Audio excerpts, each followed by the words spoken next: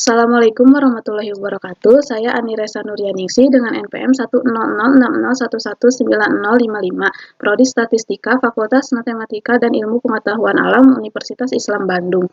Di sini saya akan memaparkan hasil penelitian saya yang berjudul Perbandingan Model Regresi Zero-Inflated Poisson dan Hurdle Poisson pada kasus kematian balita di Kota Bandung tahun 2021. Secara umum, analisis regresi digunakan pada variabel respon yang berupa data kontinu. Namun, pada beberapa penelitian, variabel respon dapat berupa data diskrit, sehingga model regresi yang dapat digunakan yaitu model regresi Poisson. Dalam skenario dunia nyata, data hitung seringkali menyimpang dari distribusi Poisson karena proporsi nilai nol yang berlebih pada variabel respon, sehingga menghasilkan varian yang lebih besar dari rata-rata variabel yang diamati. Maka dari itu, salah satu model yang dapat digunakan adalah model regresi Zero-Inflated Poisson dan Hurdle Poisson. Dari hasil pemodelan pada kedua model tersebut dapat dilihat model mana yang paling baik dengan menggunakan metode AIC dan BIC. Kedua model regresi tersebut diaplikasikan ke dalam kasus kematian balita di Kota Bandung tahun 2021 dengan variabel prediktor yang memungkinkan dapat menjadi faktor kematian balita, yaitu balita dengan komplikasi neonatal, jumlah balita yang diberi ASI eksklusif kurang dari 6 bulan, dan jumlah balita dengan riwayat BBLR. Berdasarkan pada latar belakang yang telah dijelaskan, maka tujuan dari penelitian ini yaitu menerapkan metode Zero-Inflated Poisson dan Hurdle Poisson dalam memodelkan kasus kematian balita di Kota Bandung tahun 2021, mengetahui model regresi terbaik yang dihasilkan dalam menangani masalah overdispersi dan eksis zero pada kasus kematian balita di Kota Bandung tahun 2021. Model regresi Poisson adalah model regresi nonlinear yang biasanya digunakan untuk data diskrit dan memiliki asumsi equidispersi. Pada praktiknya sering terjadi pelanggaran terhadap asumsi equidispersi. Salah satu dari pelanggaran tersebut adalah terjadi masalah overdispersi. Salah satu penyebab terjadinya masalah overdispersi adalah nilai nol yang berlebih pada variabel respon. Model Zero-Inflated Poisson mempunyai ciri khas pada dua jenis pemodelan di dalamnya, yaitu memodelkan observasi dengan nilai nol menggunakan model logistik dan memodelkan observasi dengan nilai positif menggunakan model Poisson. Pendugaan parameter regresi Zero-Inflated Poisson menggunakan metode Maximum Likelihood Estimation.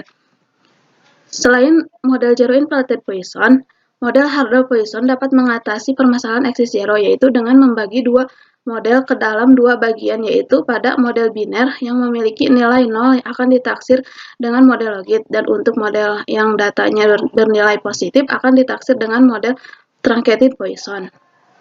Metode penaksir yang digunakan dalam metode Hurdle Poisson ini adalah metode Maximum Likelihood Estimation.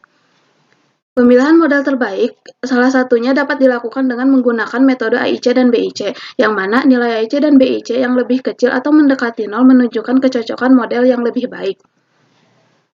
Metode yang digunakan dalam memodelkan data kasus kematian balita di Kota Bandung tahun 2021 yaitu metode regresi Zero-Inflated Poisson dan Hurdle Poisson. Dengan data yang digunakan dalam penelitian ini adalah data sekunder yang dipublikasi oleh Dinas Kesehatan Kota Bandung, Provinsi Jawa Barat. Berikut merupakan tahapan analisis dalam penelitian ini. Gambaran umum dari data yang digunakan dapat dilihat dari box plot di samping, yang mana terdapat outlier di setiap variabelnya yang disertai dengan whisker bagian atas yang lebih panjang, sehingga dapat dikatakan bahwa distribusi data cenderung menjulur ke arah kanan.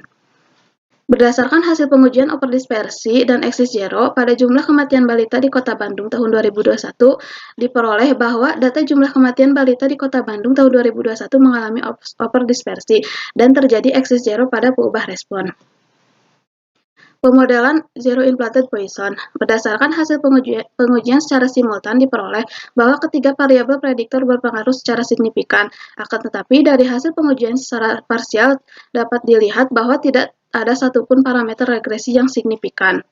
Pemodelan Hurdle Poisson. Berdasarkan hasil pengujian secara simultan diperoleh bahwa ketiga variabel prediktor secara bersama-sama memberikan pengaruh yang signifikan. Akan tetapi pada hasil pengujian secara parsial pada model Truncated Poisson hanya parameter intercept saja yang signifikan, sedangkan pada model logitnya semua parameter regresi signifikan. Dari hasil perhitungan peluangnya diperoleh bahwa peluang terendah terjadinya kematian balita di Kota Bandung tahun 2021 terdapat di Puskesmas Girimande, yaitu sebesar 0,020829884, sedangkan peluang tertingginya terjadi kematian balita di Kota Bandung terdapat di Puskesmas Dago, yaitu sebesar 0,849563. Dari hasil pengujian, nilai AIC dan BIC diperoleh bahwa model regresi Hurdle Poisson lebih tepat digunakan untuk memodelkan data kematian balita di Kota Bandung tahun 2021. Berdasarkan hasil penelitian, dapat disimpulkan bahwa model regresi Hurdle Poisson lebih tepat digunakan untuk memodelkan data kematian balita di Kota Bandung tahun 2021, atau dengan kata lain, model regresi Hurdle Poisson lebih baik dalam menangani masalah overdispersi dan eksis zero dibandingkan dengan model regresi Zero Inflated Poisson. Sekian pemaparan dari saya. Wassalamualaikum warahmatullahi wabarakatuh.